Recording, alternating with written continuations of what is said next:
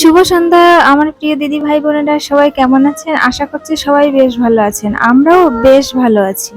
আমার এই ব্লগটি আজ যে যেখান থেকেই দেখছেন সবাইকে আমার এই ছোট্ট পরিবারে স্বাগত জানিয়ে সকলকে সঙ্গে নিয়ে ব্লগটি এখন থেকেই শুরু করছি। আশা রাখছি আপনাদের আজকে ব্লগটি বেশ ভালো লাগবে। ওই সন্ধ্যা 7টা নাগাদ আমরা বার হয়ে পড়েছিলাম বাজারের উদ্দেশ্যে। আর বাজারটা না এখান থেকে 2.5 কিলোমিটার দূরে, তো সেখান থেকেই আর কি সমস্ত বাজারঘাট সেরে নিয়ে চলে এসেছিলাম মুদিখানার দোকানে। তো বাজারে গিয়ে আমরা সবজি বাজার নিয়েছিলাম, তার সাথে সাথে মাছ আর মামার জন্য একটু ফল।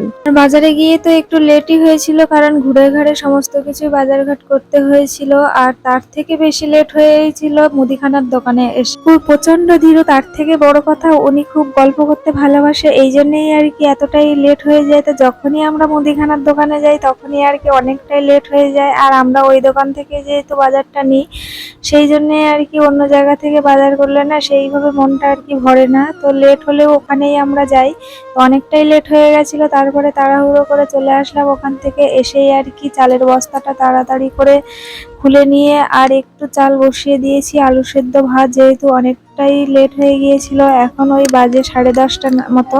তো অনেকটাই লেট হয়ে গিয়েছিল, ওই জন্যই আর কি আলু সেদ্ধ ভাত বসিয়ে দিলাম। আর সব শেষে একটু ডিম ভেজে নেব।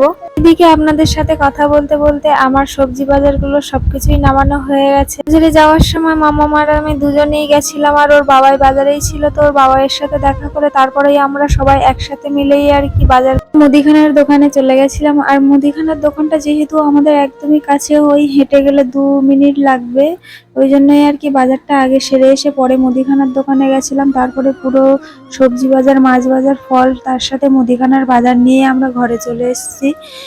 এই এসেই আর কি ভাতটা বসিয়ে দিয়েছি। তো মাছ নিয়ে এসেছিলাম এখানে হরিণা চিংড়ি আর বাগদা চিংড়ি একসাথেই আছে, আর সাথে ছিল একটু ছোট ছোট পুঁটি মাছ। তো মামামের বাবাইকে বললাম যে কোনো একটা মাছ দিয়ে একটু সবজি দিয়ে তরকারি করে নিই, তো বললো না আর লেটই হয়ে যাবে। ওই জন্য আর কি আলু সেদ্ধ ভাত বসিয়ে দিয়েছি। আর সবশেষে তো বলেই দিলাম যে একটু ডিম ভেজে নেব। তো এখানে না চিংড়ি মাছ আমার মামামের বাবাই আর মামাম খেতে খুবই পছন্দ করে। আর পুঁটি মাছগুলো না ওরা ঠিকঠাক খেতে, মামামি তো একদমই মোটেই পারে না। আর তার সাথে মামামের বাবাইও ছোট ছোট মাছগুলো একদমই খেতে পারে না, বিশেষ করে কাঁটাওয়ালা মাছগুলো। তো আমার না খুব ভালো লাগে এই ছোট ছোট পুঁটি মাছের টক খেতে, যে কোনো ছোট মাছই আমার খুব পছন্দ, ওই জন্যই আর কি নেওয়া। তো ওখানে মাছগুলো ধুয়ে নিয়ে আমি জল ঝরাতে বসিয়ে দিয়েছি, আর তারপরে জল ঝরে গেলে ফ্রিজে রেখে দেবো।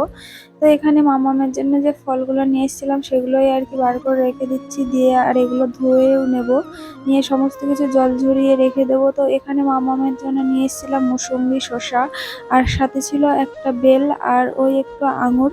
তো এইগুলোই ছিল মামামের ফল। আর এই ফলগুলো বেশ কয়েকটা দিন চলে যাবে, তারপরে এই ফলগুলো শেষ হয়ে গেলে আবার নিয়ে আসবো। আর এই যে আমার মাছগুলো জল ঝরিয়ে নিয়েছি, তো এগুলো এখন ওই ফ্রিজের মধ্যে রেখে দেবো। ফ্রিজে তো অবশ্যই রাখতেই হবে, কিন্তু তার আগে মামামের বাবাইকে বলছিলাম যে এই টাটকা টাটকা মাছ এনে একটু রান্না করে খেতে পারলাম না, খুব আফসোস হচ্ছে, কারণ ফ্রিজে রাখলে তো সেই স্বাদটা আর থাকে না। তো এখানে মুদিখানার বাজারগুলো এখন নামিয়ে নিচ্ছি। আর মুদিখানার বাজার না হাতে গোনা মাত্র কয়েকটাই ছিল, এই যেমন ধরুন চাউমিন, ডিম, আর গুডনাইট তেল, আর টুথপেস্ট, আর ডাল, এই ছিল আর কি মুদিখানার বাজার। তো এইটুকুনি বাজার নিতে যে আমাদের কতটা টাইম লেগেছে, সে টাইমটা হয়তো আমাদের সবজি মাছ আর ফল বাজারেও লাগেনি। তো মামামের ফলগুলো এখানে ধুয়ে জল ঝরাতে রেখে দিয়েছি। আজকের ব্লগটি এই পর্যন্তই। আপনাদের কেমন লাগলো অবশ্যই কমেন্ট করে বলবেন। দেখা হবে পরের ব্লগে, সবাই ভালো থাকবেন।